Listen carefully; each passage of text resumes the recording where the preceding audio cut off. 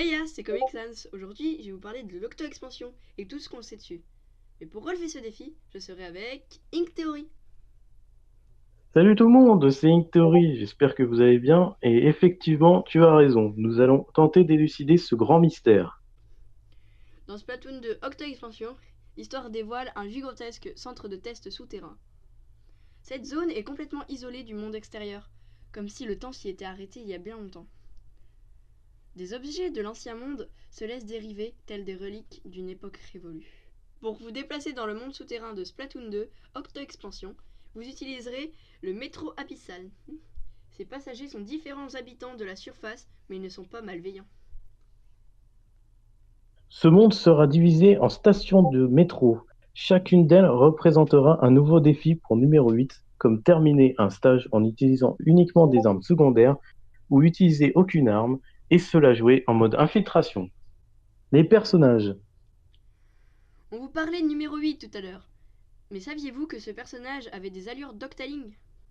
Selon certaines théories, ce serait un clone mi-Inkling, mi-Octaling. Il y aura le célèbre amiral Macalamar et une très grande retrouvaille avec l'agent numéro 3. C'était le personnage que l'on incarnait dans le mode solo ou héroïque de Splatoon premier du nom. Perle et Coralie aideront numéro 8 à s'échapper du monde souterrain grâce à une connexion sans fil depuis la surface. Il paraît qu'on en apprendra plus également sur l'origine des tentacules. D'ailleurs, petite parenthèse, mais saviez-vous qu'on pourrait utiliser les couleurs des Splatfest dans ce DLC? Info en plus. Voici une annonce aquatique de nos collègues distants qui s'associent avec la Japan Agency for Marine Earth and Science and Technology, abrégé JAMSTEC. La JAMSTEC est un institut de recherche scientifique qui vise à élargir la base de connaissances sur les océans, la Terre et ses formes de vie, tout en contribuant à l'avancée de la recherche académique. En d'autres termes, la Jamstack et Splatoon 2 sur Nintendo Switch sont tous deux intéressés par les thèmes clés qui touchent à l'océan et aux profondeurs marines. D'ailleurs, la tenue que vous pouvez obtenir dans le mode Salmon Run au mois d'avril est le casque d'océanographe. Un casque qui rappelle celui qui est porté au quotidien par l'équipe et les scientifiques de la Jamstack. Ce qui leur offre une protection lorsqu'ils effectuent leur travail au large. D'ailleurs, il est intéressant de savoir que pour faire ces recherches, la Jamstack se sert d'un submersible dont la construction s'est achevée en 1990, appelé Shinkai 6500. Le Shinkai 6500 est un submersible habité capable de descendre jusqu'à 6500 mètres de profondeur.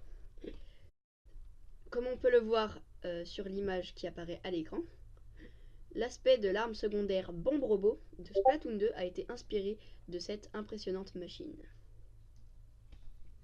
Dans le prochain DLC de Splatoon 2, Octo-Expansion, le Shinkai 6500 y fera même une apparition, car bien des mystères restent à être encore élucidés dans les profondeurs du monde des Inklings. Vous avez peut-être également remarqué qu'un bâtiment de forage scientifique est visible à proximité du stage Manta Maria. Vous savez, le bateau. Ce véritable vaisseau de forage appelé Shikyu, qui signifie la terre en japonais, est capable de creuser aussi profondément que 3 monts Fuji combinés.